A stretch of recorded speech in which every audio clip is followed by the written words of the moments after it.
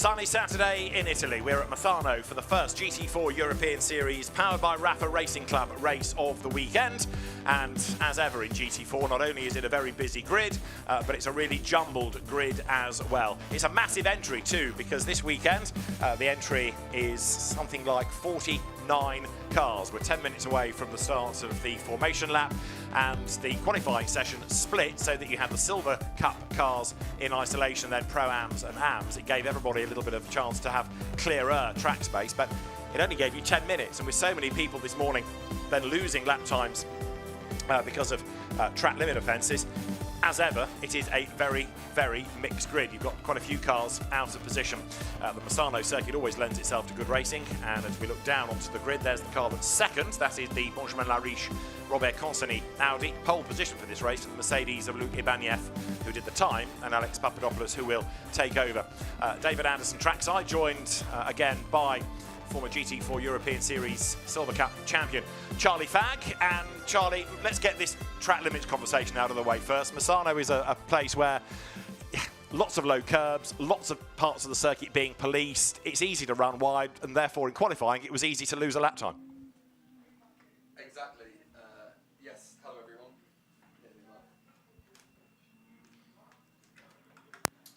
Hello everyone. Sorry about that. Thank you, Dave. Yeah, lovely. Great to be back in an absolute scorching Misano. Like you say, track limits is the talk of the paddock at the moment, and it certainly is one of the tracks where you just feel like as a driver, you get penalised all the time, or it's so easy to get warnings here and there, but you think to yourselves, it's such a massive gain if you can do it correctly with just being on the white line, just making sure you don't drop over. So if you can get away with being 99% on the track, then okay, it's fine. It's such a big gain. So that's the problem at the moment, and there's so many corners where you can gain time from being right on the limit. So it's a tricky one, but quite interesting for the drivers to make sure that they don't get penalised, because if you do, that race is completely ruined. Yeah, it's a hard one, isn't it, in a sense, because qualifying, it's on that lap.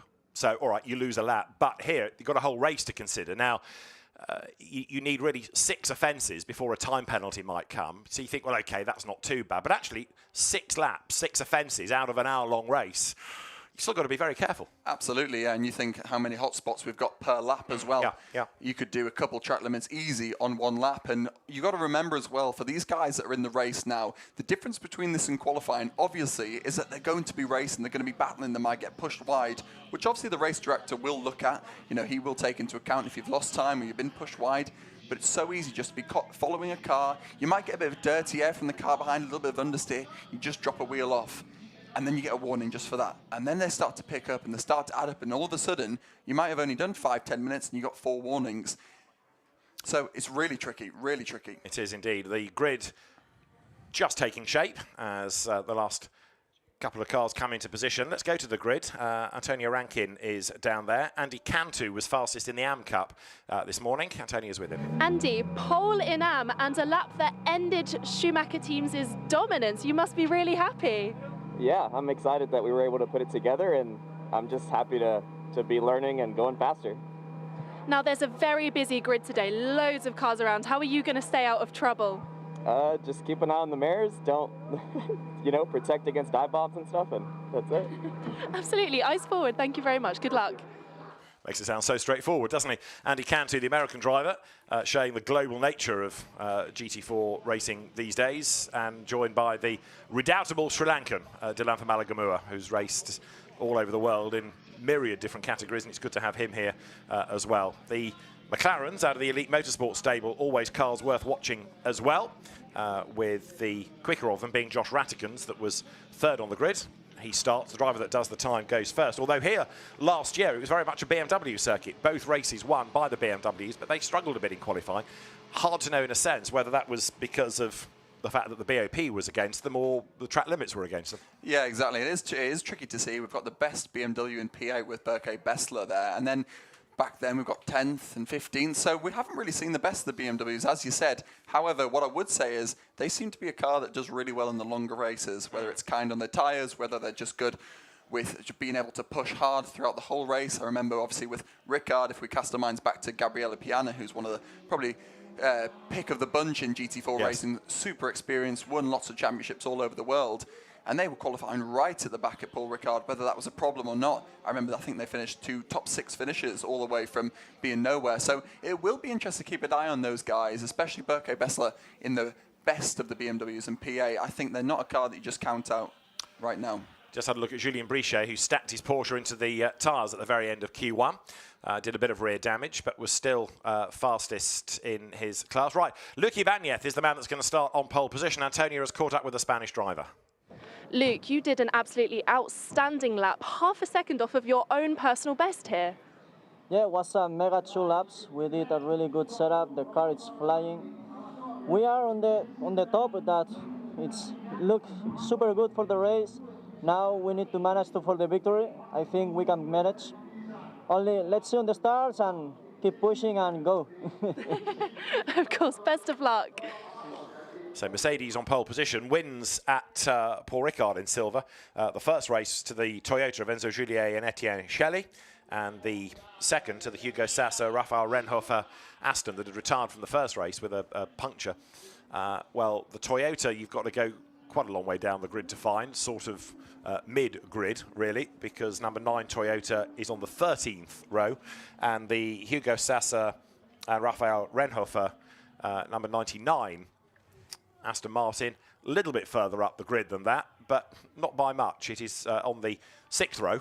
So, again, changing fortunes in GT4, partly the BOP for the circuit, but partly, if you don't qualify well, it's really hard to make progress. Absolutely, and this is what I was really trying to highlight at Paul Ricard. It is so important in this championship, quite a long championship, you know, many, many races. We've got obviously 2 races per weekend. So it's so important to be consistent. And I think without, you know, putting any jinx on them at all, we can see that the Josh Rattican McLaren, for example, who had some really good results, 2 podium finishes at Paul Ricard. Now again, they're on the front foot, they're P3 in qualifying here.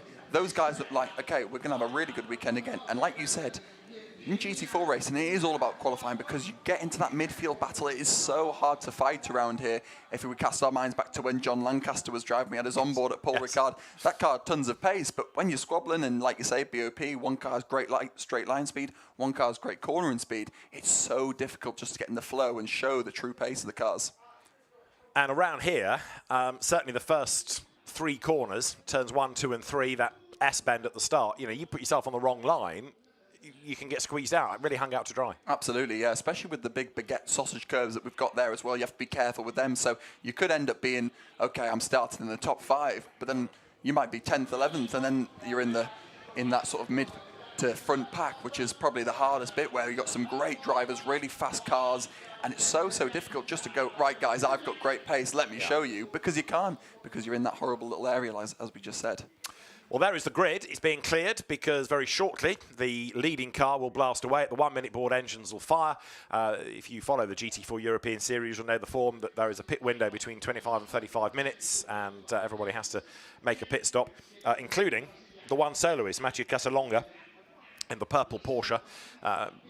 The championship doesn't really encourage single driver entries, so it's a long pit stop he must do, and he has to get out of the car and back in. The pit stop is 92 seconds line to line. Right, 1-minute board, engines fire, grid cleared, and we don't have much Audi representation in the championship these days, but the one that's upholding honour from Team Speedcar, Benjamin Lariche and Robert Consony, they took the 2 pole positions here last year. Consony's taken pole for race 2. You overlook that car at your peril, don't you? Absolutely, yeah, and they provide us with some great entertainment as well at Paul Ricard. Yes, you know, so much fun. Obviously, the race 2 especially didn't work out for them, but I think it's great to see, like you said, we don't have many Audis in this championship, but again, why not? They're doing such a great job. Obviously, the team, the drivers have got a really good understanding of that car. So I think they actually got a bit unlucky at Paul Ricard. They had great pace and they, as I said, put on a great show for us. So I think if they could get a really nice, just steady race under the belt here, pick up a podium, maybe even a win, that might be just the resurgence they need to get kickstart their championship. And there is the RAFA element of the RAFA Racing Club sponsorship, Rafael Martinez, who's moved up to GT4 this year, not only in terms of sponsorship, but also a racer from the McLaren Trophy. The green flag is waved. That releases the cars now onto this final formation lap. Chance to get some warmth into the Pirelli rubber. It's warm enough here. The track temperature is nearly 28 degrees. And there's plenty of rubber that's gone down from earlier races, as Luc Ibanez will start on pole position with Benjamin Lariche with him at the front ahead of Josh Ratican and then Heralind Nuradini. Fifth on the grid is where you find Emil Heyerdahl, and then Julien Brichet starting sixth. Seventh, Ivan Ekelchik and Beke Besler alongside him ahead of Finn Zulauf and then Stanislav Safronov. On the sixth row of the grid, Jagish Gedik's BMW and race winner Rafael Renhofer's Aston. Row 7, Nelson Panciatici in the very rapid Alpine alongside John Lancaster, always one to watch. And then you've got Jamie Day and Fabio Horauer coming ahead of Benjamin Lecen and Andy Cantu, the Ampole winner. Then it is Gustavo Xavier and Tom Empson ahead of Roberto Faria and Oscar Christensen. Paul Petit's white Porsche is alongside the Alpine of Pascal Hutto. Then Will Moore in the Academy Motorsport Mustang and Enzo Gillier's Toyota, one to watch from 26th on the grid. The 14th row, Eric Evans, Mustang, Max Bird in the Lotus, the new Emira ahead of Rick Bathorn and Jem Hepworth.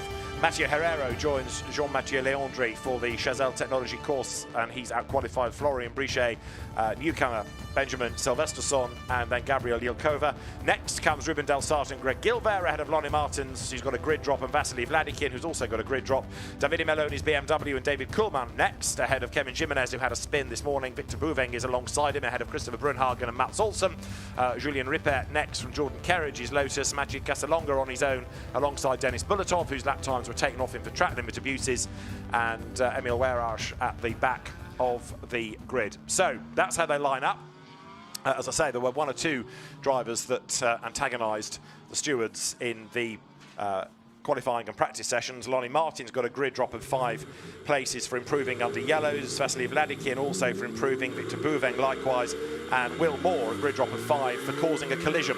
So that's why the grid is a little bit jumbled in compared to the times that they set this morning. So not only are there track limits, not only is there traffic, there's also respecting yellow flags, which not everybody did, all of which makes this an incredibly busy circuit. And if you can survive as far as turn 6, then you can breathe a sigh of relief and plan your race, can't you? Yeah, always carnage in the GT4 series, isn't there? Been there myself, where you just feel like, right, let's get through lap 1 and then we can sort of see where we are. But like you said, even the first 2 corners here, real pinch point, 1, 2, 3, even 4, 5, 6, and it sounds like I'm talking the whole lap, but those corners really flow into one another. So we might see that again, a bit like Paul Ricard, some cars going off a little bit wide, trying to shortcut. But like you said, if you can make it through there, I think you're going to have a relatively clean race, and just try and sort of plan your race out, stay out of trouble, not get any contact, and hopefully have some good pace as well. We know that this is a very popular circuit for motorbike racing. From a car racer's point of view, is it a rewarding circuit? It's actually really enjoyable. It was actually my first ever GT4 race when I was 17. I've not been back since. It was my first ever race. It was a night race as well, so talk about baptism of fire there. But a really, really interesting circuit. You can really manipulate the car to do well. Some different lines as well. But yeah, super high speed, some really nice corners where you can find loads of camber. I really enjoy it as a driver, and also some great overtaking opportunities as well. Well, that's good to hear, because this is going to be a busy hour, I'm sure of it, as the cars come up towards us then. To Elite Motorsport drivers look on to see how their cars start. The frustration here is, of course, you're powerless for half an hour or so before it is your stint. Luc Ibanez then in the Mercedes, Robert Cons in his car, Benjamin Lariche at the wheel alongside the Audi. Then you've got Josh Ratican and Heralin Nuradini. The lights go green. It is blast off for race 3 of the year for the GT4 European Series, powered by RAFA Racing Club. And the grunt and go Mercedes powers its way down towards turn 1. Luc Ibanez will lead. Lariche goes second. Ratican third. Nuradini fourth. But the Mercedes, it is in charge as they wriggle their way up through turn 3. Way off the racetrack there. Massive bite of curb on the inside, but it's worth doing. That's not police, so you can gain a couple of tenths. And Luc Ibanez, knowing every trick in the book here, tries to storm clear. The drone is in midfield, but outbreaks a whole gaggle of cars, runs wide up towards turn 4. Others go wide as well, and then scramble their way back onto the circuit. 3 wide up the road. I think John Lancaster making good progress. Whoops, one gets all sideways. They've survived turn 6, I think, but look how wide some of them are going.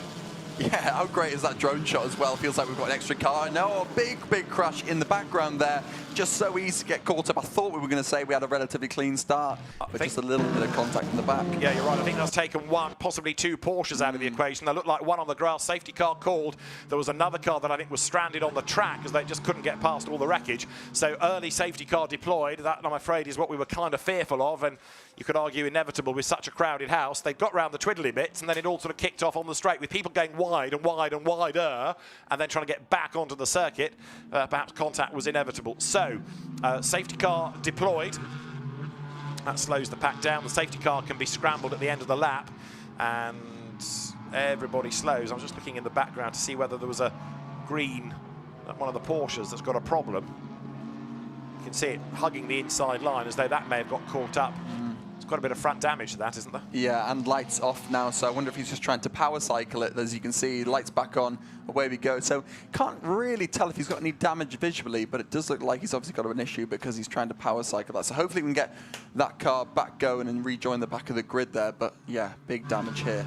Looks like the BMW of the Meloni family has been caught up in it, and the Porsche 24 Florian Brichet is the other. So one Porsche, one BMW I would offer you as the two that we've lost. So Luc Ibanez leads from Benjamin Lariche, and then Josh Rattican in third place. All of these laps, of course, do count within the hour. It means that the amount of competitive lappery that these drivers have available is diminished, but these laps do count nonetheless. So riding on board now the Alpine, the Pascal Hutto car, that is second in AM and 25th overall. So this is where a driver thinks, good, it wasn't me that got involved, but I suppose there's an element of just wanting to get on and go racing. Absolutely, yeah. Like I said, it was a shame because I saw everyone go through turn 1, 2, 3, and I thought, oh, brilliant, this looks absolutely great. But the problem with Misano, as I was alluding to before, is it's so twisty, as we actually can see from this onboard here. Now as we come to turn 5, turn 6, you're always turning, and I believe this is probably where we had the contact here. As you can see onto the right, so much road to run off if we got a replay of the lap 1. Yeah, good getaway by Luc Ibanez then. He made a very, very good getaway. On the outside line, Benjamin Lariche had a look, couldn't do it. But yes, as you were saying, they all got through this part of the circuit okay, despite, again, some on the outside thinking they make progress and then the road goes to their opposition. But with such a busy field, we're kind of expecting the worst here. But they got round this part of the racetrack, 1 or 2 up the curb, admittedly. But they survived that. You can see the background, a couple of cars being off the road and back on again. But they survived that. It was coming onto the, if you like, back straight, where it got a bit leery with more and more cars going wider and wider and wider. But by that stage, just going out of shot, Ibanez had really been able to pull away. He'd done a very, very good job over the first couple of corners. Absolutely. And here you can see exit of turn 6 now, just running wide. So green Porsche gets involved, comes across the road, and there it kicks off behind. Suddenly, the Brichet Porsche gets turned around, but I think he's already bounced off Meloni, who's in the barrier on the other side. Yeah, hard to see from that angle, to be honest. But yeah, that's the problem that we get with that one. We just find that turn 6, you've got that horrible pinch point there as you turn in, but there's so much track limits to be used, as we just talked about before. And it's almost a way for a driver to go, okay, I can see there's probably going to be an incident here. I'm going to run really wide. And now I don't know if it's the case, but sometimes very easy to come back on the track and take someone out that's already on the track that hasn't used the track limit. So hopefully we can see another little replay of that. But regardless, unfortunately those 2 cars are out, and it might take a little while to get these 2 cleaned up. Yeah, I think the other one that stopped to try and avoid all the carnage was the Casalonga Porsche, Mathieu Casalonga, the soloist in this, in number 131, the Porsche that's sort of 2 shades of purple. Looks a bit like a bruise from certain angles, but he got away with that. Delayed, but he got away with it. So the cars then behind the safety car, 2 laps in the book, continue to circulate. What, if anything... Oh, there's the... I'll come back to the question in a second. The green Porsche has expired on the pit straight now. So that, I think, was the car that did get forced very, very wide. And if it did power cycle before, then it's still got problems. That's the Lonnie Martin's car, isn't it? Number 4. That's dropped way, way down the order. That's the AV Racing entry. And I think that's going to need to be cleared out of harm's way on the pit straight. From the drone, have a look down at the start. It's a brilliant idea, this drone shot. And you can see all the pack, all the corners virtually from the first third of the lap round this. But yeah, look, a huge amount of curb taken by Ibanez. But even at the exit of turn 3, he was, what, 4 lengths up the road? Absolutely. I mean, he did really, really well as well. It shocked me how early we went to green as well. It obviously didn't shock him at all, but he had a 1.5 second lead by the first lap. So he'll be the biggest loser, if not the cars that went off and crashed. But he'll be thinking, okay, well, if that was my first start, let's see what I can do on the restart now. True enough. What, if anything, can you do as a driver during this safety car period? Is it a case of just trying to stay relaxed and get ready for the resumption of the race, or are you planning ahead or getting frustrated because you're not racing? What?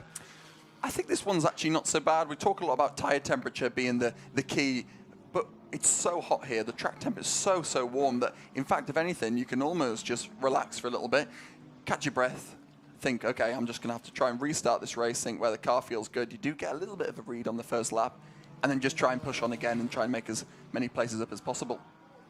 There you can see 1 or 2 getting sideways, and I think it sort of kicked off around about there, didn't it? So we're still under the safety car. There's no indication yet that it's due in. I think possibly now as well it's got to retrieve Lonnie Martin's car that was the Porsche that we saw expiring on the pit straight. So drivers are vigorously keeping the cars moving. Oh, this is one of those situations that race control will hate. A car that goes and stops and goes and stops, sooner or later they just want to say stop now. Because it clearly isn't well, that car. Absolutely, yeah. It's tough. I see it from a driver's point of view. I've been there where you think, I'm so close, I can get it back going, I can get it back going. It dies again, you get it back going, but then you have to admit defeat. And unfortunately for him, he's going to be a lap down. Unfortunately, there's no chance he's going to get that back as well. So I'm sure he will end up trying to get his car back to the grid, although... There's another one that's ground to a halt. Now, it was definitely green when we looked at it before, but that looks like one of the blue Allied racing cars, doesn't it? So that could be Oscar Christensen. Yes, it is. It's Christensen's car, number 44, that has stopped. Which does now kind of prompt another question to you, which is it a coincidence that we've had 2 Porsches stop during this, that Nikolai Moller-Madsen's Porsche did the same thing in Q2, and in the start of Q2, and the sister car at Wimmerwerk didn't go out at all in Q2. Almost like the heat's affecting the Caymans. Yeah, I mean, dropped me right in there with that question. I'm sorry about that, but you see where I'm heading with it. Absolutely, absolutely. It's too big a coincidence, isn't it? It is very true. And for me, again, like we said before, it didn't look like visually there was any damage on the cars. It didn't look like there was a massive wheel hanging off or loads of suspension damage. So you could be right. And what we also find from these cars, even when the 1 minute board comes out, you've got to fire them up, the heat soak comes in, your engine's just ticking over, and you think we've got track temps of probably north of 40 degrees, air temp of high 20s. Actually, all of a sudden these cars get very, very hot. So especially if you're in that sort of mid to back pack where you've got all the heat from the cars behind, the gearboxes behind, the exhaust behind. So you're right, you could absolutely be overheated, and maybe that's been a problem for all these Porsches. I mean, there are still Porsches circulating and well, so 4th, 5th, 6th, 7th. You've got Heyerdahl, Nuradini, Ekelchik and Brichet, but it's just a coincidence. And okay, one we've lost with an accident, but then we've got 2 more that are stranded with clearly mechanical woes out on track. So I'm sure the Porsche Brains Trust will be having a look. Confirmation that 44 has stopped on the straight. We have almost had the first 10 minutes elapsed. We did have a shot a moment or 2 ago of the marshals having moved the cars off the straight between turn 6 and turn 8, then having to move bits of debris and also soak up any liquid that's been spilt, because clearly that will have gone down as well. We know that Porsche's radiators are right at the front, so even light contact can often deposit the contents all over the road, can't it? Absolutely.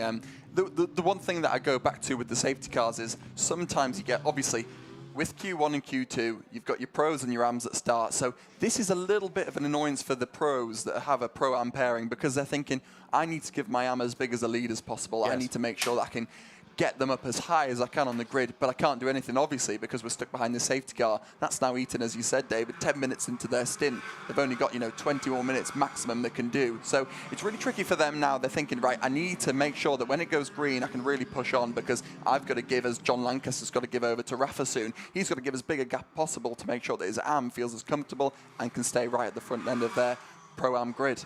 And is there also another element to the pit stops to start thinking about now, which is, on the one hand, you want to use your gun driver for as long as possible, but there might be some sense to bringing them in a bit earlier if they're stuck in traffic, because you might be able to gain at least some positions on that pit stop. I suppose it kind of depends how good your second driver is. If they're an experienced second driver, they've got more of a chance of upholding honour than a relative rookie. Absolutely, which goes back to the fact that we were saying all the time, it's great to have an average of 2 really good, strong drivers.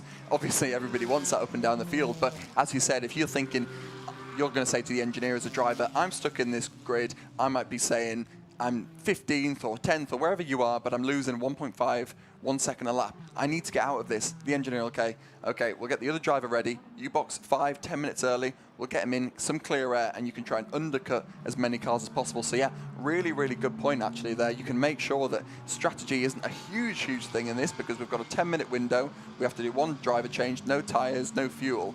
However, the only thing you can do is maybe, as we just said there, try and get a driver in if you're being held up, and vice versa. If you're not being held up at all, keep him out for as long as possible. So it isn't a case, not just a case of we've got to do a pit stop and get it out of the way because it's a regulation. You can use it to your advantage. Absolutely, can be clever about absolutely, it. Yeah. Yes.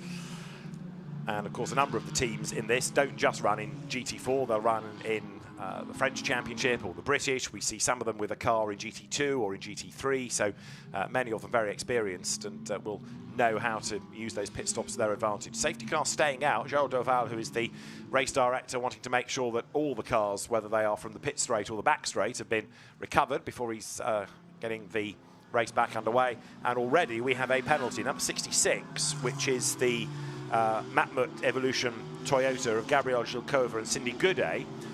10 seconds time penalty at the next pit stop. Now that is for, can't tell you, don't think it was for doing another lap to the grid, might be for causing a bit of contact. Safety car in this time, but 66, 10-second time penalty at the next pit stop. So that is a bit of a blow to the all-girl Toyota crew, but bearing in mind that the safety car is still out there, they'll still be relatively bunched when we get to the pits. Absolutely, yeah, and look, they'll still be trying to fight as hard as they can anyway. 10 seconds time penalty, it is a big stop, it is a long penalty. However, it's not the end of the world. You never know with this grid, it might spread out a lot, so look, the race isn't over for them whatsoever. No. They had some good pace, some really good racing as well at Paul Ricard, so they'll be hopeful and they'll be thinking, okay, we've got this penalty, but hey, we're still in the race, we're still circulating, so we can still make sure that we have try and have a good race here. And you never know, if there's another safety car after the pit window, then that 10 seconds is negated. They'll all bunch up again. Absolutely, and that's the only positive with getting it at the pit stop, because you have to take it. You can't take it at the end of the race, which sometimes can really hurt you. Like you said, if you can have a safety car, it almost plays into your hands as well and negates any penalty. So let's wait and see as we go green at the end of this lap. Well, we will indeed go green, and so we've lost really the first sort of 14 minutes. We've not had a full racing lap yet, and they're on lap 6, but important that the road is clear of cars, of debris, of liquid, and 1 or 2 are being shown a blue flag. Lonnie Martin's car still circulating, but he's being shown the blue flag because he's kind of out of sequence, really, in the green Porsche. So now Luc Ibanez backs off the pace. It's up to him to control this restart ahead of Benjamin Lariche, and then the third car, ignore it, because that green Porsche is out of sequence. That's Lonnie Martins, who is definitely not third. He's 2 laps down. So the car now looks like it's going okay after its earlier problems, but Josh Rattigan behind can't overtake him until you get to the timing line. So the top 2 can make a bit of a break here as Ibanez sees the green flag, pulls the pin, accelerates over the line, and with 3/4 of an hour on the clock, we are back racing once again as they go through. So it is Luc Ibanez in the lead, Benjamin Lariche 4/10 of a second back. We're racing again at Misano, and it's a long, long line of cars pouring its way down towards turn 1. And again, look, Ibanez way up the inside curbing at turn 3, and that just buys him another couple of cars' lengths. Absolutely, it does. It's such a shame for Josh Rattigan here. He'll be thinking, I'm P3, I want to be catching Benjamin Lariche in the P2 car. Yeah, I've got a back marker who is unfortunately 2 laps down now.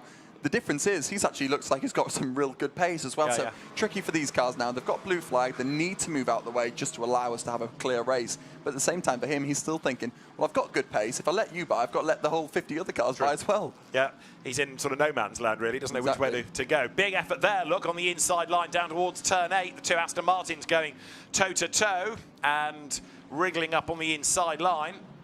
Stanislav Safronov trying to make some progress. Jamie Day in this battle pack as well. And Raphael Renhofer also looking to try to make progress. But Renhofer, a race winner this year. We know he's quick. The race leader, Luc Ibanez, he also needs to pull away because with due deference, he's quicker than Alex Papadopoulos, who will take over that car. So its result rather does hinge on what Ibanez can do in the opening stint. As they're wrapped around the outside goes Julien Brichet to try to take a place off Beke Beschler's BMW. This is for 7th place. Can't find a way by. Behind them is Finn Zulauf, number 30. Here in the traffic, the McLaren looking to try to gain ground, but there's a bit of a switch, isn't there? So Emil Heyerdahl goes through up into 3rd place, ahead of Josh Rattigan now. Ratigan on his toes, looking to fight back, and then it is the Nureddini allied Porsche behind.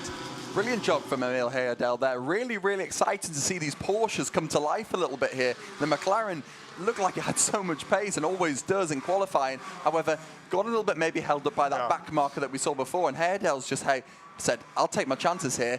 Looks very, very tight. This McLaren, as we know, has got so much corner grip, so fast in the corners, but that Porsche maybe a little bit more straight line speed, but looks like it's in a great window. We've got one in third, one in fifth, one in sixth, and one in eighth, so they're doing so well as a brand that sometimes can be a little bit inconsistent. Yeah, sort of allaying our fears of earlier on. The problem, though, is Lonnie Martin's car, because it's running totally out of sequence, getting in the way to a degree of Emil Heyerdahl. He can't really concentrate on lapping that because he's rather busy trying to defend from Josh Ratigan behind him. But Lonnie Martin's pace now is almost good enough to see him edge away. So the green Porsche, third on the road, most definitely isn't, because, as I say, it's 2 laps down after its earlier problems. But now, whatever they've done to it, it's picked up pace. Big effort there on the inside by Nureddini. Goes ahead of Ratigan, but he goes wide. Door is open, and Heralin Nureddini's on the outside line. Josh Ratigan gets back up the inside. It's going to be a drag race now. Who's got the heavier right foot? Yeah, let's see. It'll be really interesting. I think the Porsche, but who knows, as he's on the outside line coming into the quick right-handers, has got another Porsche right behind them as well. So Josh Ratigan just wants to hold on to this position here. Can't let anyone by, because if he loses any more positions, then he's going to get into that dreaded, horrible little midfield battle, and then it doesn't matter how much pace you've got, because you're in that horrible squabble, as you can see perfectly demonstrated by the Porsche right at the back there.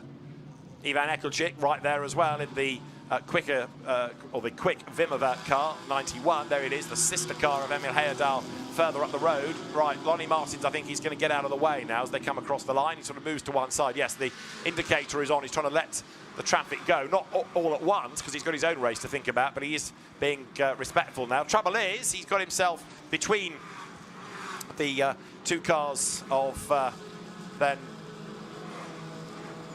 Ratigan and of Heyerdahl. Now he let Ratigan go, but the point being that Ratigan was delayed for a couple of corners just because he couldn't really find a way through.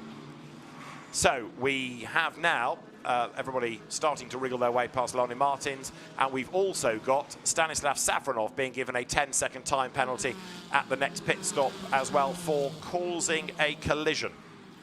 Yeah, I guess I'd like to say as well, big winners there, Ibanez and Lariche, because they had that back market to give them a bit of protection. It's like having a bodyguard sometimes, and they've been able to stretch their legs there, and they've both got a 4.5 second advantage to Heyerdahl in the following Porsche behind as well. So they've done really well out of this. Those 2 cars look really quick, especially Ibanez in that first sector. It's got so much pace in that Mercedes, whilst Lariche on the flip side looks really good in the second sector. This is where we can see the BOP working. Obviously, the Audi may be slightly better on the straight line speed, but it'll be interesting to see now as the tyre wear starts to come into it, who's got the fastest car.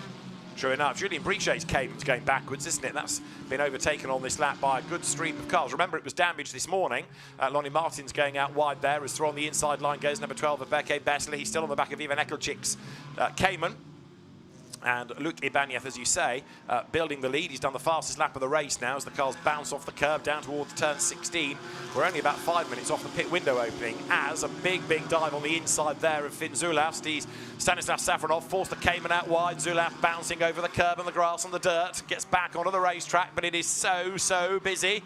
And in the midst of all of this, there's John Lancaster's McLaren. You've got just up the road ahead of him, going a little bit wide. Look, the Aston that dives back up the inside of Zulaf. Lancaster with his elbows well and truly out, makes it 3 wide. And he's everywhere John Lancaster goes, there's a car ahead of him. They've all survived that, but Zulaf in the Cayman is the one that lost out. He's been mugged and forced back in the queue.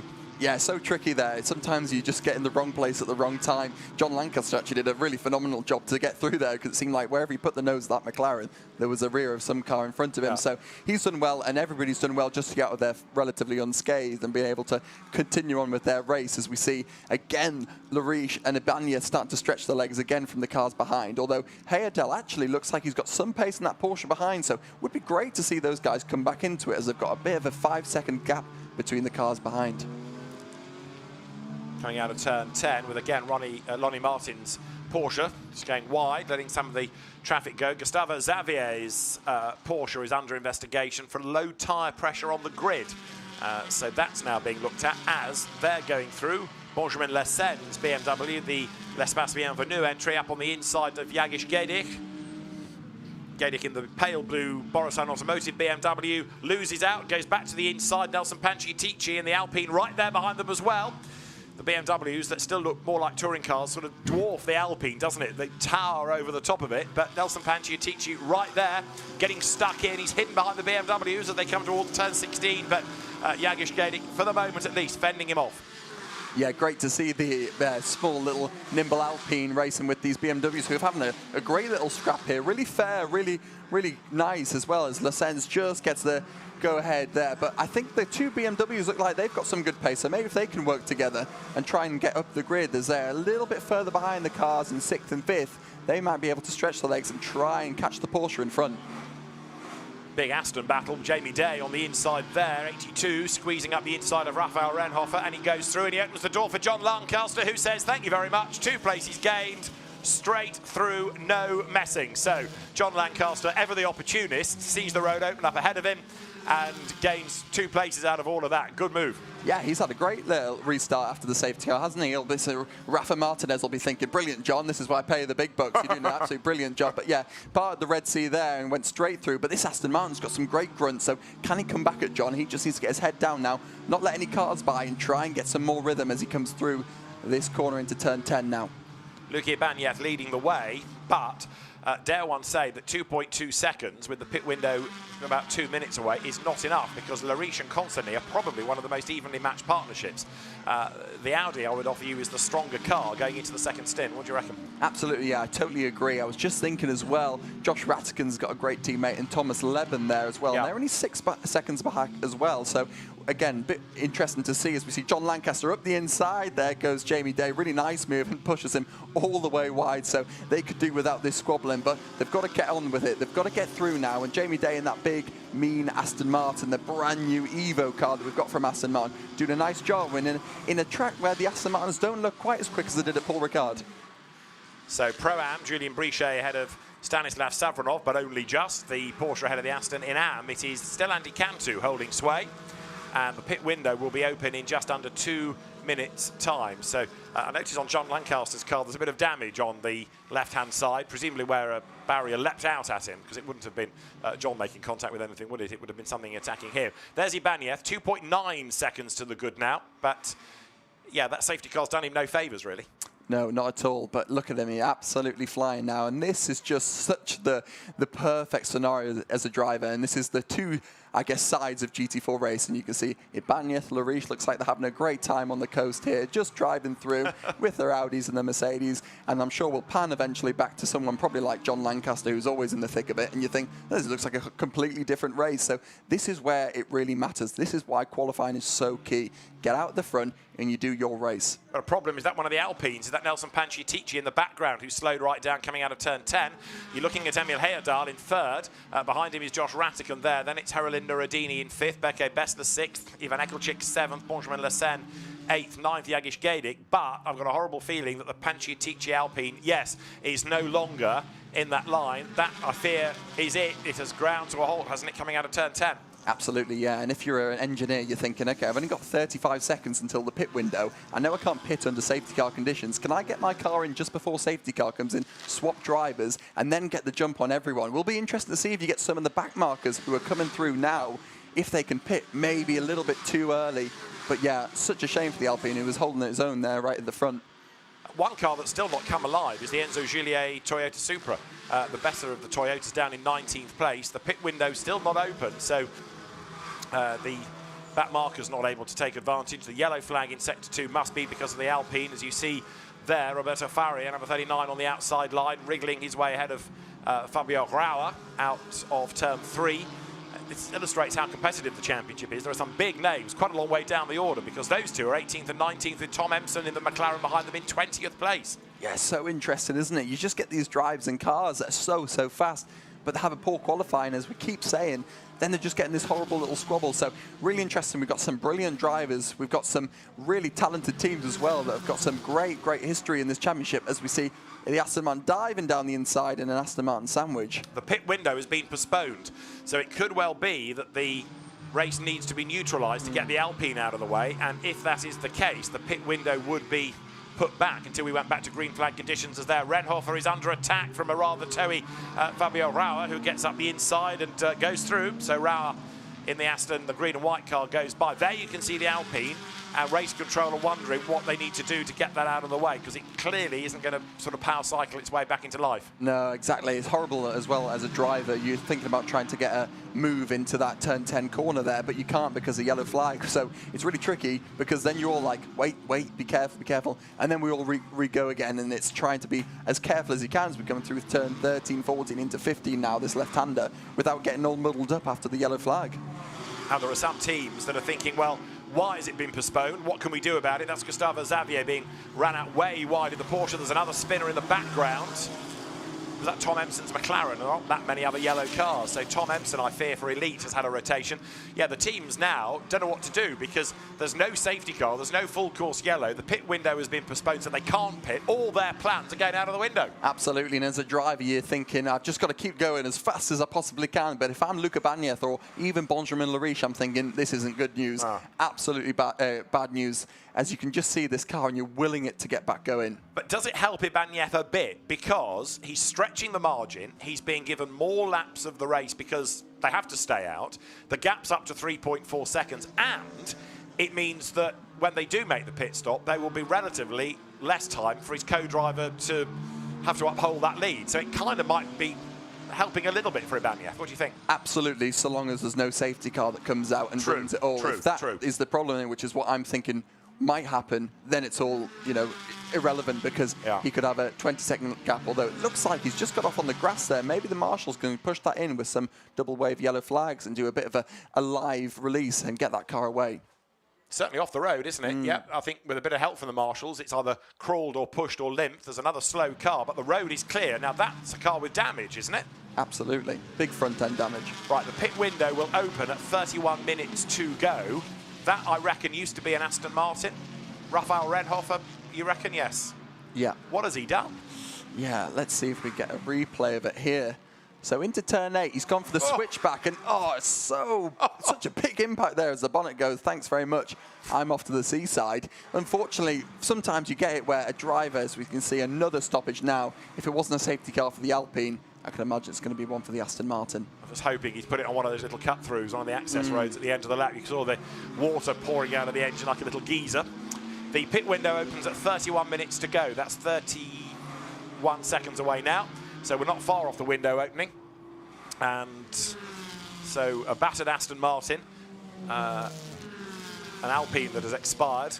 It's all happening, isn't it? Look, Ibanez is 3.8 seconds to the good. So when the window opens, you've still got the 10 minutes. So Ibanez has got, if you like, this bonus time, plus most of the 10 minutes. And anybody for a shower? Yeah, I could do with that at the moment, actually. I bet it's warm, though. Yeah, exactly. Very, very true, actually, very true. Yeah, so as you said before, David, Luca Bagneth is probably in the box seat at the moment, because he's thinking, all right, well, no safety car, I've got my gap, and I get an extra 10 minutes, so perfect for him at the moment, so long as I said no safety car comes out. So he's doing a good job. Just doing his laps, just making sure no problems, no track limits, as we said before. We can see a few warnings, but not too many, so most of the drivers have either been well behaved or the race directors have thought we'll be a bit kind to you guys. But at the moment, we can see that these drivers at the moment are just pushing on as hard as possible, as we see Rattigan all over Heyerdahl now at the moment, just as fast as Sector 2. So let's see if he can get back up into the podium positions, handovers to his teammate, and see if they can get back up to the front. Emil Heyerdahl gives way to Nicolas Malloy, and Josh Rattigan will give way to Tom Leben, who was one of the stars. Indeed, he was the champion in Ginetta Junior racing a long, long time ago. Some amazing graduates that have come out of Ginetta Juniors and gone on to, whether it's sports car or touring car success, or now winning in Grand Prix as well. It's a remarkable list of alumni that Ginetta Junior Racing can offer. Right, Vimmerwerk bring both cars in at once, which is interesting. So they double stack Heyerdahl and Ekelchik. Jamie Day is in, Pedro Abraham is in, and Boruchon Automotive bring both the BMWs in. So as soon as the window opens, get them in. Yeah, exactly. A bit like what we were speaking about before. Because we had that long safety car, still many cars were battling. They were in a big gaggle there where they weren't really able to stretch their legs. So they're thinking, let's get all the cars in early. Hopefully then we can get some clear air rather than just pounding round. The only problem is, if everybody does the same thing, well, then you've got the same problem on the pit exit. Yeah. And also, you've got to be good with your neighbour. You've got to get on with your neighbours, because if you're bringing your cars in, you don't want theirs coming in. So it's always useful to find out when are you coming in? Are we going to have room? Absolutely, yeah. It's when the engineers hopefully are friends with the other ones. So they always go over to the next garage and go, just to let you know, don't ruin our race or else we'll be really annoyed with you. And if you do a good job, we'll buy a beer tonight. So, yeah, important that engineers get on really well. Because, like you say, you just can't trip over each other. If you lose a couple seconds in the pit stop, it might be 2 or 3 places on the race. It's like neighbourhood watch, isn't it, but in the pit lane. The other thing to factor in is it's a oh, look at that, side by side in the pits, the Borusan and Vimovac cars together. Vimovac goes ahead. It is a really long drive, so you think you've left the pits, but you've got all of this time at the pit lane speed limit before you get to turn 3, and only then can you accelerate away. Yeah, it's quite painful as a driver coming around here because you feel like so many times now the pit lanes are they end quite early, then you can release. But in fact, as you can see here, 1, 2, 3, you come out and you're at turn 4 already, so you're at a big braking zone. Yeah. So if you've got to test your brakes, you've got to make sure that the car feels okay because it's been sat in the pit lane for 1.5 minutes. That's not good. Car in the gravel, and out of number 20 gets either Denis Bulatov or Lucas Meyer, and I'm tempted to say Denis Bulatov because I don't think they've pitted. And how did he get there? Got into the back of the BMW and bang. You don't often find a car off there, and that was quite a hit. Yeah, quite a big shunt there. And now I'm thinking, firstly, great to see that he's okay, walking away, albeit a bit disappointed. The drivers that have pitted, they're in the box seat now because you're thinking if the guys that haven't, if the safety car comes out now, well, then they're going to get really left behind. So important for those guys to all pit. Hopefully the race director will extend it so long as it's not too dangerous. But yeah, shame that seems like a bit of an awkward crash, just ran in a little bit too quick, hit the rear of the car, and once your rear goes as well, there's no stopping that, and you're just a passenger, unfortunately. Absolutely right. So, Luc Ibanez leads, has not yet pitted, and this may or may not work to his favour. That car's a long way off. Whether the race director wants it moved, we'll have to wait and see. He may decide to let everybody do their pit stops when the window closes, then get the car moved, so it's a level playing field. It brings the gaps down, but it makes it more level than it would be to scramble it midway through the pit window. Or he may just leave the car there covered by a yellow flag. We will wait and see. The pit lane is still pretty busy, but Ibanez is making the most of his time on track. There, look, the Borusan and Vimovac cars running en masse after their pit stop. They're still on the lead lap, but only just. So it is Luc Ibanez now ahead of Benjamin Lariche, and the margin between them is up to 4.5 seconds. Yeah, doing a really good job, Ibanez. Such a talented, such a well experienced driver in GT4 racing, someone I've raced against myself right at the sharp end. He's been brilliant and knows the Mercedes very, very well, knows the team very well as well. So as you can see, Josh Rattigan's just boxed from P3, so he's sort of the first one with Heyerdahl that's been at the front, that's boxed. So it'll be interesting, really interesting to see now as Rattigan changes over to Leben to see if they can jump the Heyerdahl car with any sort of undercut that they can do there, or overcut, I should say. So be interesting to see if there's a changeover for 3rd place just from a pit stop. Well, indeed, as there is the elite Josh Rattigan McLaren, Tom Leben taking it over, the bright yellow car you can see in the pit lane. So the pit lane's busy, the track is busy. There are still a lot, though, that have not yet stopped. And there is no suggestion at the moment that the race is going to be neutralised with that car in the pit lane. So there, the other McLaren heads down the pit road, and that's the lead car. That is Luc Ibanez. 4.5 seconds to the good. We've got just under 26 minutes of the race to go, and Lariche has stayed out on that last lap. Herilinda Adini stayed out as well. So that is Ibanez with traffic up the road. Now that might start to prompt him to pit, but let's wait and see, as one of those BMWs is Gabriele Piana, which should be a quick car, and his is the first of the 2 pale blue cars as they swing their way onto the pit straight, and Ibanez follows suit. He has still got time to do this. Absolutely, Ibanez doing an absolutely fantastic job there, just relaxing now into sort of high to low 41s there as Lariche pits now. So interesting now. Let's see how he can get on there, as he's got a really fantastic teammate in Robert Constantine now. Can he just get on with it, really find some pace and try and get his car back up? As the biggest, probably the one with the most nerves at the moment, is Papadopoulos, who's thinking, okay, Ibanez has done such a brilliant job. Thanks, Luke. You've done 40 minutes, all the hard graft. Oh, now I've got to get on it and make sure that I don't do anything wrong, because it'll definitely be my fault if I do. True enough, yeah, the pressure absolutely is on. Although Papadopoulos, to his credit, has got faster the more seat time he's had. They're new circuits to the American last year, so had to learn about those, and a different culture and a different car and a different teammate and, you know, a Spanish team. So many variables to get used to. Right, now, here is Piana in traffic, trying to wriggle his way up past number 17. That car was started by Benjamin Lessen. It is now being driven by Ricardo van der Ende, who's another BMW specialist, and that's for position. So that's a proper fight going on, and there's a whole train of cars as away goes now Robert Consani. But Ricardo van der Ende, winner at Spa last year, has got Gabriele Piana right up behind him. This could be a very, very fierce battle, couldn't it? Absolutely, two real legends of our sport, actually, especially in GT4 racing. So really interesting to see if Gabriele Piana's just got the pace, as you see the little Porsche just behind it going, hey guys, I know I'm small, but can I come through as well with you guys? So yeah, a really good battle here. They also don't want to squabble too much. They've got a race to run, but they also need to make sure that they work together and get going, as we see the number 14 place Audi come into the pit lane as well. Yeah, I think that was Consani ready to rejoin, wasn't it? As he comes down the pit lane, that slow, slow crawl. And we need to see where he blends back in relative to that train. Look, you can see it at turn 2, just hiding behind the graphic for a second of Van der Ende, Piana, Malloy, Muller-Madsen, and then Pedro Ibrahim.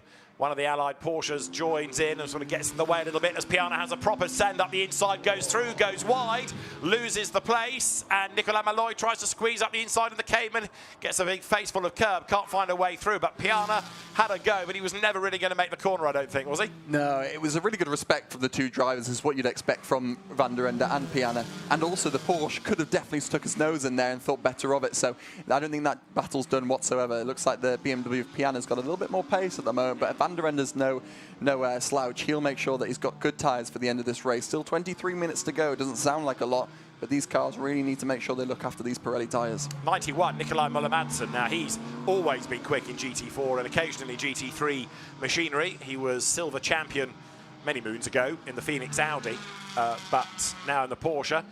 Muller-Madsen, he's always slightly unpredictable. We know he's quick, but he can have absolutely blinding days and days where he has the odd glitch. But there is the ever-solid Gabriele Piana, goes through on the inside. 14-second time penalty for short pit stop. The voice you just heard is Joel Doval, who is the race director. The car he's talking about is 62 Matt Nicol-Jones and Will Moore's Mustang for being short on the pit stop. So the time penalty is to make up the shortfall. As a leader pits, he had a grandstand view of that battle and thought, do you know what, I'll watch this from the pit wall, it's safer, thank you. So he's in, Ibanez to give way to Alex Papadopoulos. Piana then has wriggled his way through, as has Muller-Madsen now past Van der Ende, so a lot was going on there. And the 62 Mustang with that time penalty added to the final result. So it's all happening, and we're not done yet. There are still a couple more cars to cycle through the pit stops, John Lancaster's McLaren being one. Yeah, absolutely. Got to say, from Luca Ibanez, absolute 10 out of 10 performance there. Yeah. Brilliant qualifying, great race, no damage on the car, no issues, just brilliant job as we see the Elite Motorsport McLaren all over the back of the Audi. And this is what I was excited to see, if they could do the overcut there, if Leben could get nice and close to the Laurish Consani car, and they've done absolutely brilliantly, haven't they? They have, and they're not that far ahead of this gang either, with Piana, Muller-Madsen at the head of the queue. There is the Casalonga Porsche in the background that's a lap down. And, apologies, that is Consani, so it's the sister Audi that is being monstered in the background. So Robert Consani, we need to put this car in the context of Luke Ibanez's car, don't we? So when Alex Papadopoulos rejoins, will it be ahead still of the Audi, and by what margin? Right, the board is removed, Papadopoulos gets away now. Hopefully that wasn't hesitation, because he might have lost time. What you don't want to be is under on the pit stop, as the Mustang team have been, but you don't want to be wasting time in the pits. So down the pit road he goes. 92 seconds is the regulation time, so we've got some at sort of 92.2, some under it, as we've heard, like Matt Nicol-Jones. And this pit stop is going to be, when the beam is broken, 92.5. That's just about perfect. Yeah, absolutely, and a nice enough lead as well now just to get your head down for Papadopoulos. As you can see, the Audi behind has had a couple of laps now to familiarise himself with the track, familiarise himself with the car. They haven't obviously been out since qualifying, so they've had some time just to sort of think, okay, I'm not really sure what the car's like, I'm not sure what it's going to be like in race trim, but Papadopoulos knows exactly what he's got to do now. He's got 20 minutes just to drive his race. No mistakes, no track limits. Rafa Martinez waiting to take over his McLaren, but he is leaving this very, very tight, isn't he? Because John Lancaster is not yet in. He's in the last sector. He's not come into the pit lane. Off the road has gone Casalonga's Porsche. Rejoins, brings a load of muck onto the racetrack. but I'm just hoping, I know the pit window has been shifted, but I'm just hoping that John Lancaster, who is in the pit lane now, has not left it too late. Yeah, I fear for them that they will get a penalty. Obviously, it came out with 31 minutes, and they gave us a 10-minute leeway, which, from my view, obviously goes to 21, and obviously only 19 minutes and 25 seconds left of the race. So hopefully they haven't made a mistake there, but regardless, let's see how Rafa Martinez does in his only third GT4 race. Yeah, we haven't had a legend on the screen that I've seen that says pit window closed, but I would concur that if it opened at 31, at 21 it should close, and that was at 19 and a bit that John Lancaster came in. So they may have rolled the dice and been found wanting there. However, Papadopoulos goes through. That's the lead car then, number 15, ahead of number 3 Audi of Robert Conseny, and that means that the gap between them is 5.3 seconds with just under 19 minutes to go. Gap back, third across the timing line is going to be there, the elite McLaren. So that's Tom Leben. And then fourth is Piana, fifth Muller Madsen, sixth now is Pedro Ibrahim, and seventh is Ricardo van der Ende, eighth is Leo Pichler, ninth dropping back Nicolas Malloy, and the top 10 is going to be rounded out by Etienne Shelley in the Supra, which finally is knocking on the door of points. Absolutely, yeah. Just interested to see what happened to the 92 car of Malloy there. Emil Herdel was doing a great job in P3. Unfortunately, he's dropped all the way down to P10, so whether it was an issue in the pit lane or something like that, doesn't look like it because the pit time was okay, but has dropped down all the way back, as we can see the McLaren now into that podium position with Tom Leben. He was part of that battle, wasn't he, when we had Muller Madsen and Piana and also the Van der Ende BMW all going at it. I wonder whether he kind of got hung out to dry, and once he lost his rhythm and lost a place, it took a lap or so to regroup. So Malloy, who's not the most experienced of drivers in that company, having a lesson learned, I fear, and it's gone against him. So Rafa Martinez at the wheel of 812. Now there, third is Tom Leben. His last lap in the McLaren was a 1:42.7. He's not quite as quick as Conseny, although granted there is a bit of traffic floating around. The safety car procedure is going to be looked at after the race to see if everybody was behaving themselves under that. So the result, as ever in GT4, might be provisional until late tomorrow. However, Papadopoulos versus Conseny is what we need to be looking at, because it's the Mercedes ahead and we've got just over 17 minutes to go. There are plenty of other battles yet to resolve as well. Yeah, I have to say, though, Papadopoulos doing a really phenomenal job. We talk a lot about Luca Bagnath being that really brilliant silver driver in that car, but to be fair to Papadopoulos, he's put in a 42.2 last lap, which was 6.5 tenths faster than Conseny. So even if he just manages this gap at 5.9 seconds now, he'll be absolutely golden straight into the lead of that race, and hopefully their first win of the season. But, you know, we have to give credit where it's due, and he's done a really good job straight out the box to get straight on it. So there is Robert Conseny, and in the first sector, he is not quite as quick. His last lap was a 42.8, Papadopoulos a 42.6. At the moment, it's still advantage Mercedes. Ironically, in GT3, the Mercedes has been struggling because it can't turn its tyres on quick enough. In GT4, there's no stopping it. Papadopoulos then clear by 5.9 seconds. Now, what about Leben? He, if anything, is being caught by Piana, isn't he? Because Gabriele Piana there, look, in the BMW is lapping quicker by 4 tenths last time around, as you look at the number 30 Porsche that Finn Zulauf has given over to Max Kronberg, and that leads Pro-Am. Yeah, brilliant job from Max Kronberg there. Looks like he's got some good pace in that Porsche. But going back to Piana, as we so said before, it doesn't seem to matter where they qualify. They're always in the top 5 come the end of the race. So they've got such a brilliant wealth of experience within that car and within that team as well. Really, really good team. So we can see that those guys are only in 4th position, but I think they could still have a crack at P3 here, really catching the Tom Leben car in front. Piana's kind of got typecast as a GT4 specialist, hasn't he? He occasionally is seen in GT3 machinery in the Nürburgring 24 Hours or the NLS, for example. But he's been doing this so successfully for so long. It's a bit like when you're in a soap opera. Nobody ever thinks you can act. They just think you can only do soap operas. He can only do GT4. There's more to Piana than meets the eye. But in these, he's just so good, so quick, so smooth, so unhurried. 46 is Jean-Laurent Navarro, and he's coming under attack for 13th place from Hendrik Still, who drove a Cayman last year and he's now in the Aston. But for the two of them, 13th and 14th places, and second in Pro-Am is Navarro, and their third in Pro-Am is Alexander Weintraub in number 7 Aston, who had a win at Paul Ricard. 2 on the road, but 1 had a penalty afterwards, so they were put into second in class. And Rafa Martinez is going to be 17th as he comes across the line. Yeah, and a big shout out I want to say, I've been keeping an eye on Cameron Lawrence as well, who's been super fast this weekend in that RAFA Racing McLaren, run by Jody Hemmings, a brilliant engineer of mine as well, so he's obviously very good because he got me to a title. But they look really, really quick, especially him, who's I think starting on the front row for maybe the next race. So keep an eye on him. He was down in around 25th position, now got himself to 19th. I think he'll be hopeful that he can catch and pass Martinez very soon as well, so great job from him. But the pit stop of number 812, Lancaster and Martinez, under investigation. We were worried it was outside the window, and I think race control are making sure of the situation as well. So there's a sting in the tail for number 812, as you see there going through. Pedro Ibrahim Cavallo running in 5th, Pedro Ibrahim in the 2nd of the Borisan BMs. There, number 16, that's Dilan Malagamua, the Sri Lankan driver. There are other drivers from Sri Lanka, I'm sure, but Dilantha is the most famous, and he's the only one on the grid. But he's not backward at coming across to Europe to race. He's raced all sorts of things over the years, all over the globe as well, an inveterate enthusiast. And oh dear, a flat tyre by the look of it for the car that was in 16th place, falling down and down and down the order. It's one of the Caymans. Was that the Zulauf car, Max Kronberg's car? It is.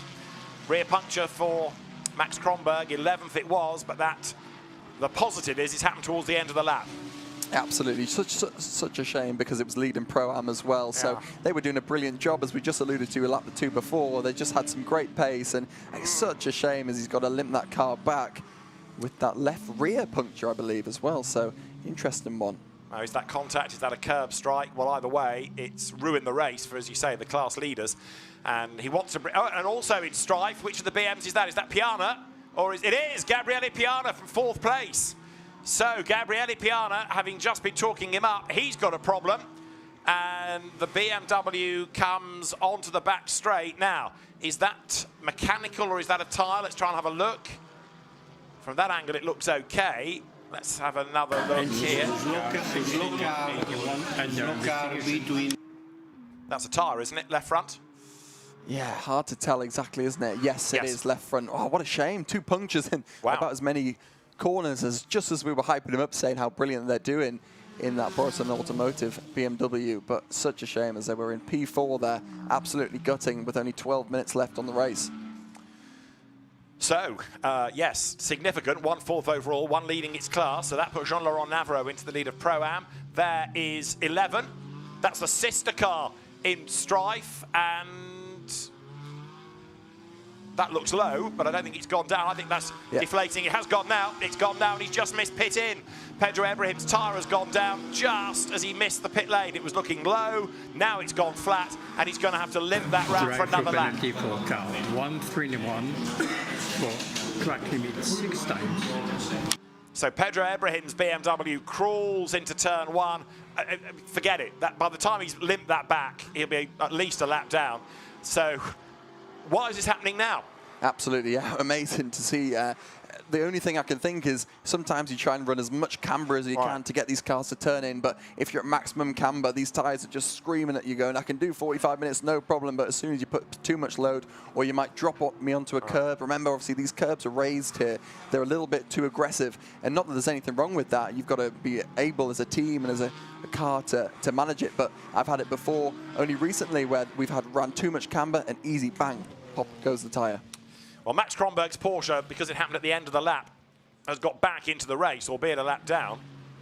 Now we need to see whether Piana can get back, and I think we're rather giving up on the Pedro Ibrahim BMW because he's just got too much of the lap to go. That's Matt Nicol-Jones that's got this penalty to be added to the race time. The race has got 10 more minutes to go, so you never know what might happen yet. As you see there, Jean-Laurent Navarro, 12th in the Brichet Porsche, class leader, working his way through the traffic. He's just put a lap on the number 44 Audi, and there is Piana at walking pace, limping back to the pit lane. He wants to get the car back as quickly as he can, but the quicker he goes, the more damage he'll do. Absolutely, yeah. Sometimes you have a manual within the car that says maximum 120 kilometers an hour. If we've got a puncture, if we do any more than that, we'll have big damage. I do think he can get back fair enough, he's got his hazard lights on, but such an awkward place into turn 13 there. You got absolutely maximum speed around 230 kilometers an hour, so it's not the nicest thing to see a stricken BMW on the side, but I think he will get it back. It just gives the mechanics a little bit more time to prep the car as well for the race. They don't have to go collect it, so it's the right thing, but such a shame for that team. They were doing so well in 4th and 7th. And yeah, both cars within the space of a lap. So Alex Papadopoulos still leading by 5.9 seconds, well clear up front, as over the timing line there goes the second of the team speed car Audis of Philippe Talamy at the wheel of it. That's where Ebrahim's car has come to grief on the inside of turn 3. And there, the Mustang booms past the traffic. That is Matt Nicol-Jones ahead on the road of Alexander Weintraub, but when you add 5 seconds, he'll drop at least 1 place. Yeah, shame we haven't really seen the best of the Ford Mustangs. They always seem to catch themselves in a little bit of strife here and there, especially at Paul Ricard. So obviously the penalty is a shame. But for car 60 for track limit 6 times. More and more penalties coming from race control. Late race with all the 10-second time penalty for car 69 for causing a collision in T7 with car 72. 69 being the Jordan Kerridge, Stephen Lake Lotus. That'll be added at the end of the race. So as ever, there's a lot to sift through. Right, there is the Max Kronberg Porsche back in the race after its puncture, but a long, long way down now. Yeah, such a shame for those cars. We've had an absolute mental last 10-15 minutes, but I'm just going to report back, if you're a big Mercedes fan, Papadopoulos has stretched his legs to a 6.2 second advantage. He's done a brilliant job to hold off any threat from Constantly there. So that's just how it is at the front of the field, as we've got Tom Leben holding his own in P3. Looks like he's just dropped Model Madsen a bit there. Obviously had the threat of Gabriel Piana, which is now wiped out. Van der Ende into the top 5. We saw that he didn't quite have the pace of the two blue BMWs, one of Piana, but I wonder if maybe that's because they're running a bit less camber. Maybe they're worried about the tyres, and they're obviously such an experienced driver in his own right, Van der Ende, that maybe he thinks, no chance we're going to get to the end. Do as I say. Maybe let's work with the engineers and just try and get the car to the finish line. Yeah, it could be, because they're his car 5th, banking points, and the Borusan cars effectively out of the race, aren't they? One parked and one in the pit lane. Piana has limped back, but he's hemorrhaging time, losing laps as he does so. 81 there is Cameron Lawrence, who, as you say, has looked pretty good this weekend. 39 for track limit 6 times. And Cameron Lawrence on the back of Noam Abramczyk. So this is for position. This is for 14th and 15th. And just behind them, the inside line taken by Cameron Lawrence, gets squeezed up the curb. Noam Abramczyk given a rude awakening, but he stays ahead. And then behind them, ready to put a lap on them, is Ricardo van der Ende's BMW. He wants to try to get through as rapidly as he can, or is that the next BM? No, it is the lapped BMW of De Barn, isn't it? 317, not 17. Yeah. So yes, Anthony De Barn's car. Right, this time Cameron Lawrence does get his elbows out, goes through. Anthony De Barn follows suit, and Abramczyk's had his hat well and truly nailed on there. He's lost 2 places. Yeah, absolutely. Just saying how well Cameron Lawrence was doing. So tricky. The Porsche, I just didn't think he expected that Cameron Lawrence was going to be up the inside at turn 5. So just turned in thinking no one was there. And oh, hello, I can see a red and white McLaren next to me. So yeah, good move actually from Cameron Lawrence, albeit a little bit of contact, but his nose was up there. He was fully alongside. Just that's what happens, a little bit of door-to-door contact. And then obviously the back marker of the BMW says, oh, well, I need to come through as well there. So yeah, good move from Cameron Lawrence, as he's doing a brilliant job getting up to now P14. And Anthony De Barn likewise back ahead of Abramczyk, so he goes through.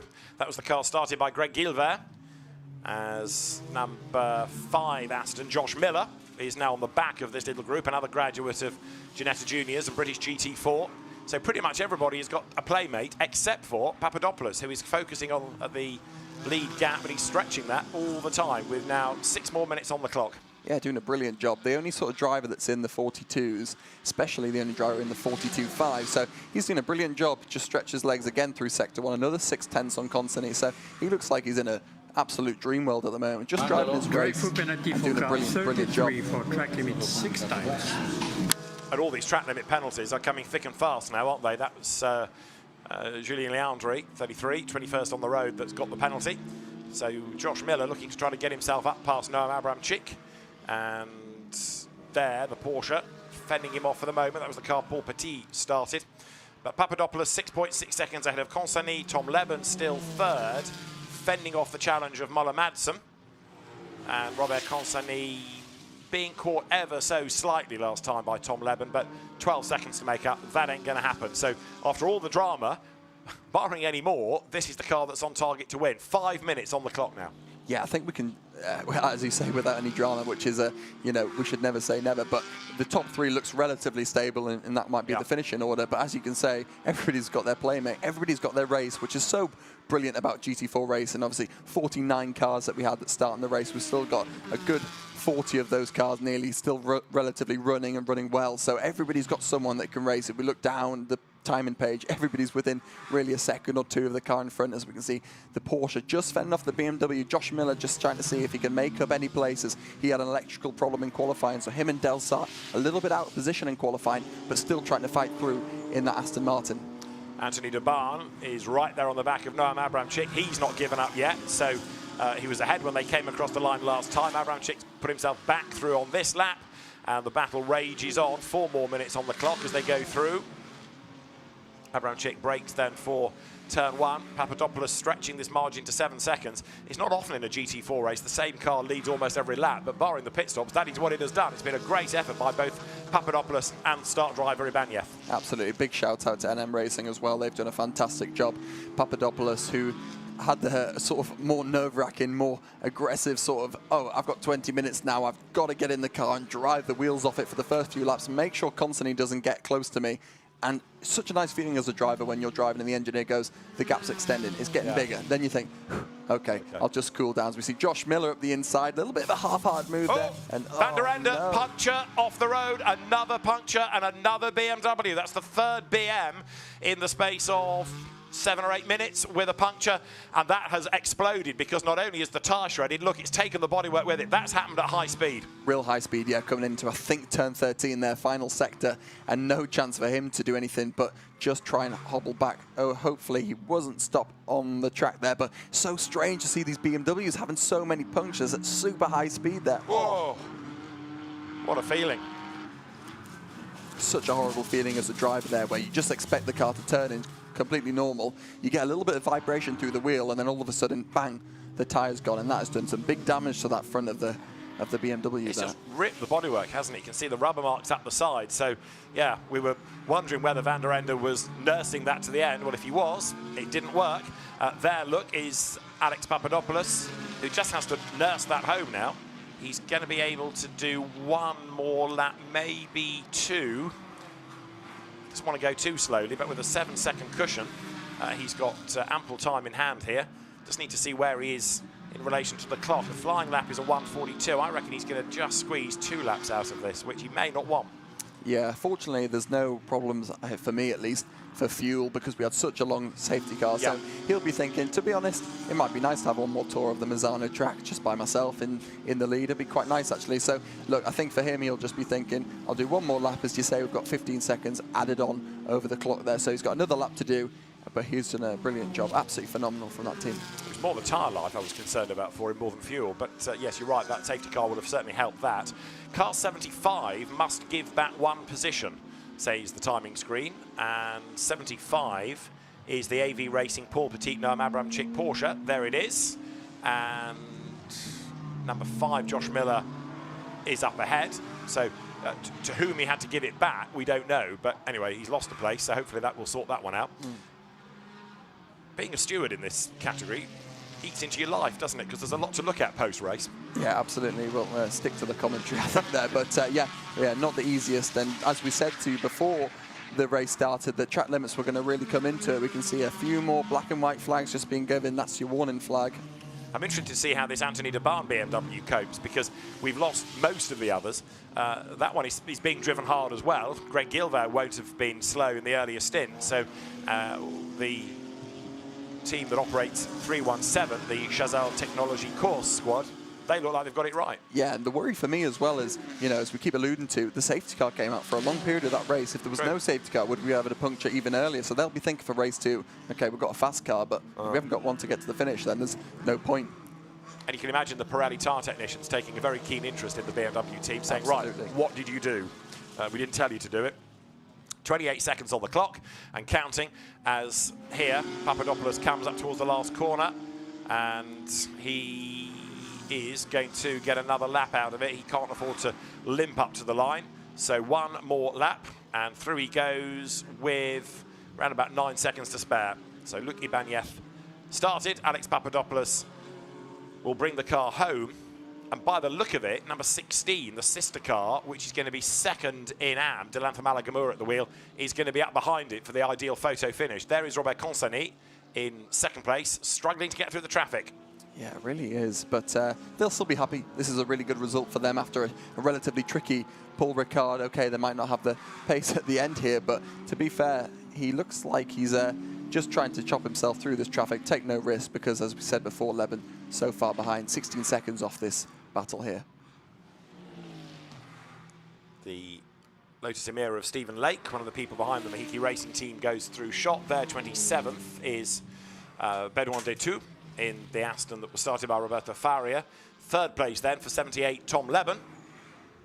And behind him, Nikolai Muller-Madsen in number 91, Porsche. But another good, solid effort, this, by Eddie Ives' Elite Motorsport team that's nurtured, it seems, almost the entire intake of Ginetta Junior drivers over the years, but they've had great success in Ginetta racing, and then GB3, single-seaters, and now turning, of course, to GT4 with success as well.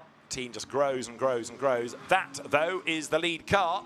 And so Alex Papadopoulos heading for a maiden GT4 European Series win. The car started by Luc Ibaniev. It has not missed a beat. All the tyres have coped with the demands of the last hour impeccably, and just a faultless performance then. It is going to be a win in GT4 European Series. Or is it? No, last lap board goes out. Now, we'd hit 0, but now the last lap board is there. Interesting. Very interesting. As a driver, you just got to keep going. So obviously he'll just be getting from the engineer, well, just keep going at the moment, and hopefully we get the results as we did at the lap before. Well, it now says final lap. It's not normally 60 minutes plus a lap, is it? No, so it's not. The plot thickens there.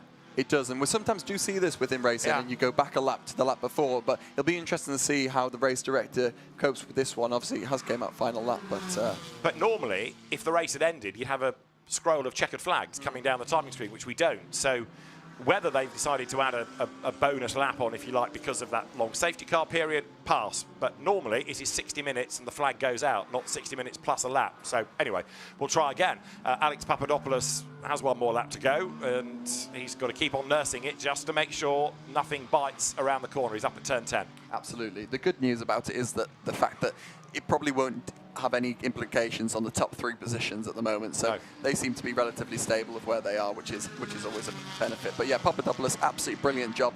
Same with his teammate Luca Bagna. They've been absolutely brilliant today. Not missed a beat, as you said, and they've just been spot on. So really great from NM. Perfect start to the weekend for them in Misano. Interesting as well, the variety of brands. You've got Mercedes AMG ahead of Audi, ahead of McLaren, then Porsche, and Toyota in the end up to 6. We've hardly seen the car of Etienne Shelley, but it's going to take a top 6 finish. I've got a Lotus there, stopped in fact, coming into the last corner. But we'll try again. Checkered flag this time is at the ready, and up to the line comes Alex Papadopoulos then to win with Luc Ibaniev in race 1 of the weekend in GT4 European Series. Luc Ibaniev is delighted. It's been quite a long time since his last win, but he'll be very, very pleased with that. Robert Consani and Benjamin Lariche set for 2nd place as the Audi comes across the line now.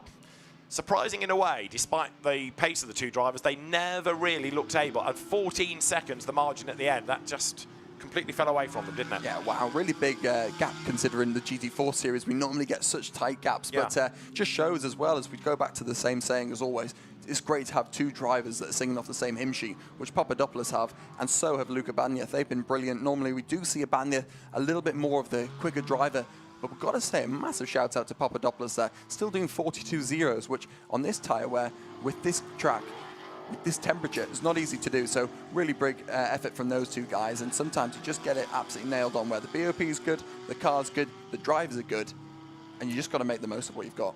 Julien Brichet and Jean-Laurent Navarro in the grey Porsche there win in the Pro-Am competition, and Florian Grisot and Kevin Jimenez for GPA Racing in the Aston in the background in a moment will come into view to win the AM Cup. That car run by David Pouget's team, the Aston, and he was 2nd in the earlier Renault Clio race, Patron. So the customers have a class win, waiting for the Aston Martin to appear. There it is, up towards the line. So over the line comes Florian Grisot. Big flash of the lights to the GPA squad. Kevin Jimenez hanging off the pit wall, a happy co-driver. And they, again, have done the right thing, kept out of trouble for an hour. And Yeah, a busy hour. High drama, some damage, some drama, punctures, and a dirty racetrack now with people having been off the road and back on again. But, wow. Well, the one constant was that Mercedes, wasn't it? It did not miss a beat. Absolutely, yeah. What a brilliant race. I really enjoyed that. An hour of action-packed drama. Even though we had that 15-minute safety car, it still seemed to not take away anything from this race. It's been brilliant. And as you say, Papadopoulos, NM, I'm running out of superlative to sort of say how great they were. But it really isn't easy in this championship just to dominate like that. Just to get one driver, put it on pole, bang. Yeah. Lead the race, swap over, great pit stop, no problems, no penalties, no black and white flags for track limits. And there is such a deserved winner with NM Racing. So Luke Ibanez arrives into Parc Fermé on foot. Alex Papadopoulos arrives at the wheel of the race-winning car. Barely a mark on it. Not many others can say the same, but that was out of trouble all the way. It was a good pit stop, just half a second over the regulation minimum time, so they got that absolutely spot on. The other cars making their way now down to the Parc Fermé area. The drivers will be whisked away in due course to the podium. The NM Racing team operating GT4 and GT2 machinery this weekend as Alex Papadopoulos celebrates a maiden GT4 win, and you can see what that means to him. Yeah, it's really nice to see that. You see sometimes with drivers, and there's nothing wrong with it, but a little bit more emotionless. But it's great to see the emotion pour out of a driver like that. Just so much relief, I think, sometimes when you get a win after trying so hard. And as we always see, we watch on and we come and live and watch these videos and watch these races where we see the drivers for an hour try their hardest. But so much comes into these races. Hours, days, weeks, years of practice, trying to get good, trying to get better, working as a team. And this is what it means. So brilliant job from those two drivers. And as I said, absolutely deserved for those two. And Luke Ibanez looks like he's done the second stint as well. He's been pretty nervous in the heat on the pit lane, I would imagine. He crawls into Parc Fermé to celebrate with his co-driver. And a very happy team. Benjamin Lariche is there, ready to be joined by Robert Consani. Frustrated, perhaps, that it was only second place, but it's good points for the championship. There is Alex Papadopoulos out of the Mercedes, helmet off. There's a Lance Stroll look to him, do you not think? Yeah, very much so, actually. Also, it looks very relaxed, considering he's just done 20 minutes, either really good aircon or he's very fit. So I'll give him the benefit of the doubt and say the second one. But yeah, and as we see, Benjamin Lariche there, hugging his teammate, brilliant job as well. And Dilanfa Malagamura in the background, who you only ever see with a grin on his face. Dilanfa absolutely loves his motor racing, wherever it takes him to. And we've seen him most recently in Lamborghini Super Trofeo. He drove, I think, in the Silverstone 24 Hours in one of its first years. Drove in the Bathurst 24 Hours. He's raced in Formula 3 cars in India. You name it, he's done it. But Luke Ibanez, Alex Papadopoulos are our winners, and Antonio Rankin is with them. Wow, congratulations, guys. I can see how much that means to you. I mean, such a huge margin at the end there, really dominant. Yeah, you know, we had a game plan going into the race. We decided just to stick to our plan, set a rhythm, try not to entertain too many battles and take off, have clean air, and hopefully have an easy race. They don't always go that way, so when he has a good start like he did, you got to take advantage and capitalize the rest of the way. How did you manage to disappear down the road that quickly, that early on? Well, we have the pace. I push it all I can do. I got this gap of 5 seconds, and then I put in the car with them for too much easy as possible can do. And then we did it, and we won the victory. Let's go! Nice, nice. Congratulations, guys. Go and enjoy. Thank you so much.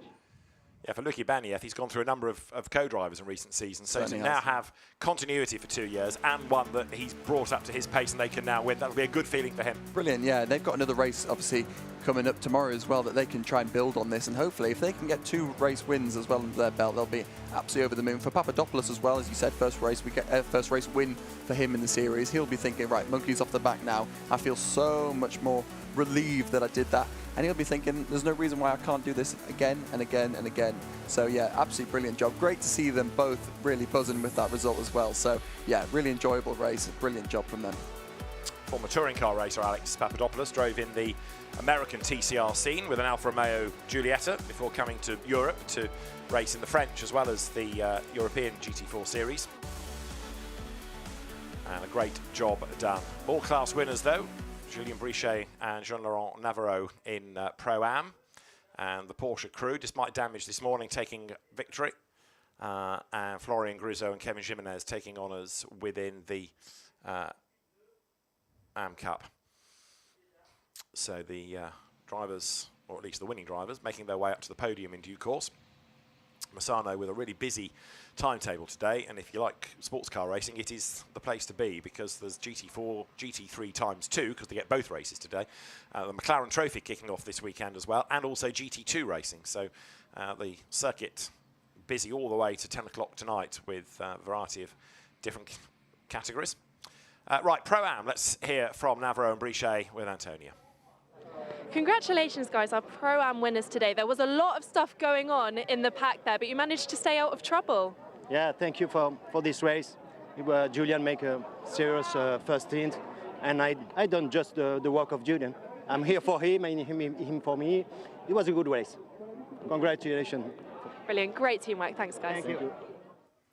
Julien Brichet, Jean-Laurent Navarro then for the Porsche squad in the Cayman taking victory. And again, a class win, the points, heading towards the championship, that's what they're here for, keep out of trouble.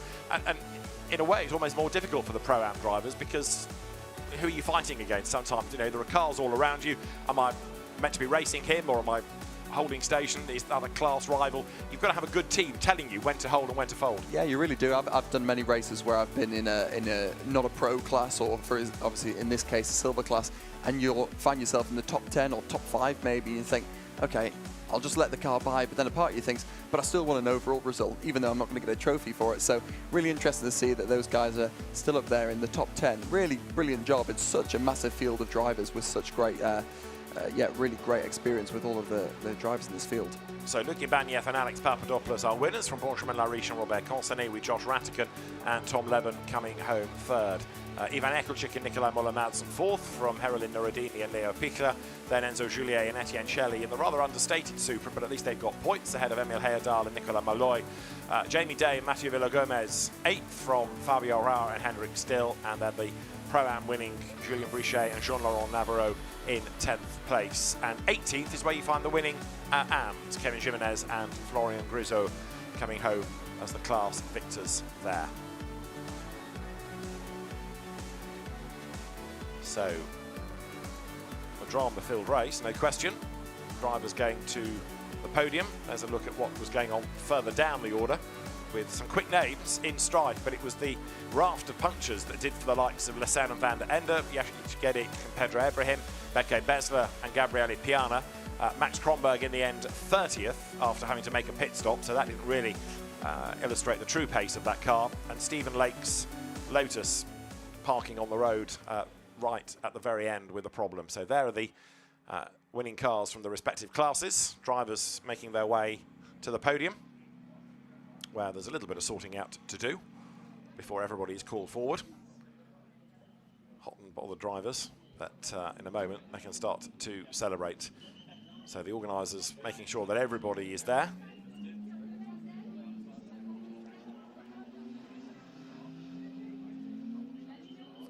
And Greg Gilver and Anthony Debarn will make their way forward in a moment.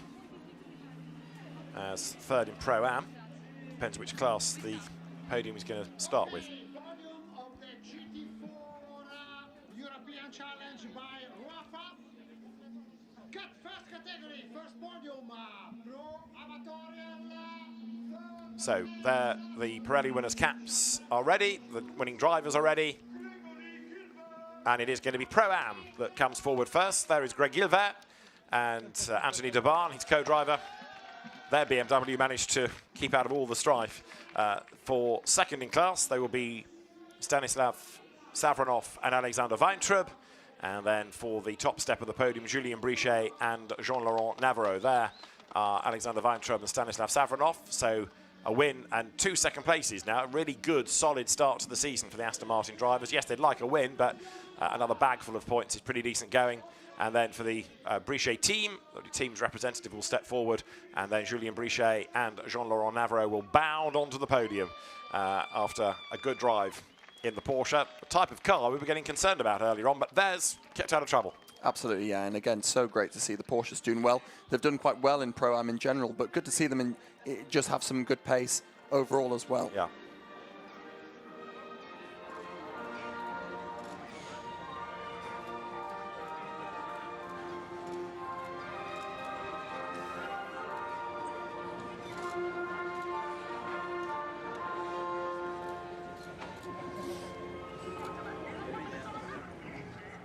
So our Pro-Am victors on the podium, and Pirelli winners' hats on head.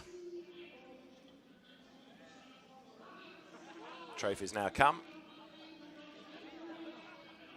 from Julia Martinez, the RAFA Racing Club presence on the podium, and splendid trophies they are for the top three, with the map of the circuit, with the flag of the country at the bottom. And Julien Brichet and Jean-Laurent Navarro will be very, very pleased indeed to receive theirs. They are. Jean-Laurent Navarro busy explaining his race. Trophy is held aloft for the photographs. All smiles on the GT4 European Series powered by RAFA Racing Club podium. One of the three podiums, the Pro-Am, and drivers scuttle away before the champagne can be sprayed. Van Trubb and Stanislav Savronov, I think, are quite keen about this. Others rather less so, but you can tell who's got a spare set of ovals, can't you? I was just about to say, yeah. And worst case, you can always get them in the wash. It's nice temperature here, so you can get them dry quickly. But yeah, always good to see the guys pop the cork off those champagnes and get going. So yeah, really nice podium there. Always good to see from the Pro-Am. A lot of respect, a lot of enjoyment for, from these guys that do this as well, for a lot of enjoyment. Great businessmen with whatever they do, but great to see them come race and enjoy it. And obviously, if they can pick up some wins and podiums along the way, even better. And people like Greg Gildo has made a habit out of winning in Pro-Am, but when he used to race on his own in one-make Peugeots, he was the benchmark driver. Just because he's in Pro-Am doesn't mean he's not as good as some of the Silvers, for example. Absolutely, yeah. It was a really good driver. Even when I did it in 2021, he was always on the front row. And as much as it's great to see him here, he was always that annoying driver that was a bit aggressive. I'll say it in the nicest way possible. But yeah, always at the front, always there when he needed to be. And so good with bronze drivers. And it's such a skill to be good with bronze drivers. It's not just rock up, drive, see you later, I'm off, and I'll see you at the next race. Yeah. You have to do so much bonding as well with them away from the track too. So now we turn to silver, where Tom Leben and Josh Rattigan step forward. The Elite Motorsport drivers, the McLaren drivers for third. For second place there, Robert Consani, and ahead of him, Benjamin Lariche. And the win for the NM Racing team for, no doubt, a delighted Luc Ibanez and Alex Papadopoulos, who will step forward to join the team rep. The Spanish team with an absolutely dominant display. We can't keep saying it enough, really, but there you can see what it means to Luc Ibanez, to Alex Papadopoulos, his first European win. And they come to the top step of the podium, victorious in our first GT4 European Series race of the weekend.